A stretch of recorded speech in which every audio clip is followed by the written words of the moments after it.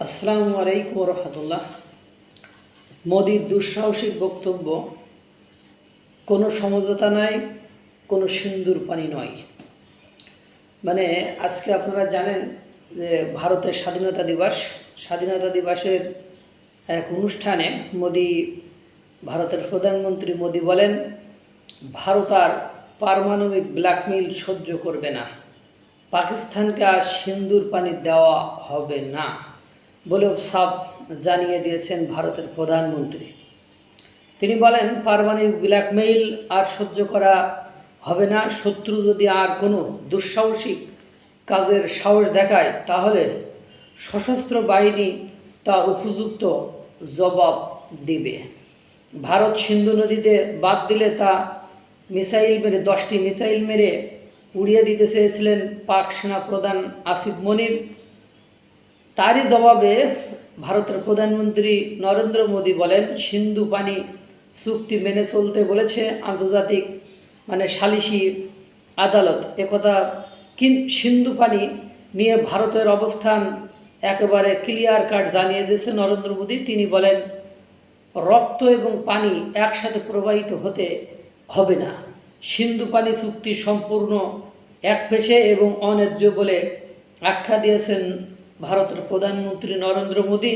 তিনি বলেন, ভারতের নদীর পানি শত্রু দেশের চাষের খাতে যাচ্ছে, অথচ ভারতের কৃষকরা পানি পাচ্ছে না। এ চুক্তি গত 7 দশক ধরে অকল্পনীয় ক্ষতি করেছে। এবার থেকে এ পানির উপর শুধু ভারতীয় কৃষকদের অধিকার থাকবে বলে তিনি জানিয়ে দিয়েছেন। স্বাধীনতার 100 বছর পূর্তির আগে নিজেদের পরমাণু শক্তি আরও বৃদ্ধির দিকে যাচ্ছে ভারত। 2047 সালের মধ্যে দেশের পরমাণু শক্তি 10 গুণের বেশি বৃদ্ধি করার পরিকল্পনা করেছে ভারত। নতুন 10টি পরমাণু চুল্লি নির্মাণের কাজ চলছে। পরমাণু শক্তিকে আরও বৃদ্ধি করতে পারলে অন্য দেশ থেকে আমদানির উপর আর নির্ভর করতে হবে না। এই পরিকল্পনা বাস্তবায়নের জন্য পরমাণুর ক্ষেত্রে বড়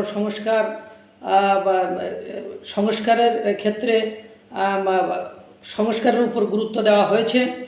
যুক্তরাষ্ট্রের সাথে শুল্ক বিষয়ে প্রতিরক্ষা এবং অন্যান্য ক্ষেত্রে স্বয়ংসম্পূর্ণ হওয়ার ডাক দিয়েছেন, যে ওদের শুল্ক বিষয়ে যে আমাদেরকে নিজেদেরই স্বয়ংসম্পূর্ণ হতে হবে। দেশীয় পণ্যের ক্ষেত্রে দাম কম দম বেশি মন্ত্রে বেশি জোর দিতে হবে। দেশীয় প্রযুক্তিতে যুদ্ধ বিমানের ইঞ্জিন তৈরির লক্ষ্যে ভারতকে আগাতে হবে বলেও তাগিদ দিয়েছেন ভারত। সম্প্রতি পাক ভারত যুদ্ধে ভারতীয় সেনাবাহিনীর সাফল্যের দাবি জানিয়েছেন তিনি বলেন, ভারতের বীর জওয়ানেরা শত্রুদের কল্পনাতীত শাস্তি দিয়েছেন।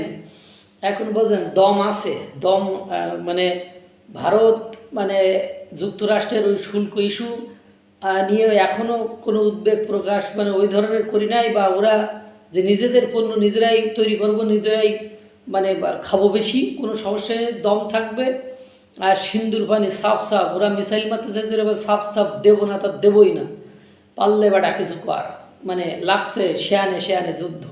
আল্লাহ তাআলা সকলকে ভালো রাখুক, সুস্থ রাখুক। আসসালামু আলাইকুম রহমতুল্লাহ।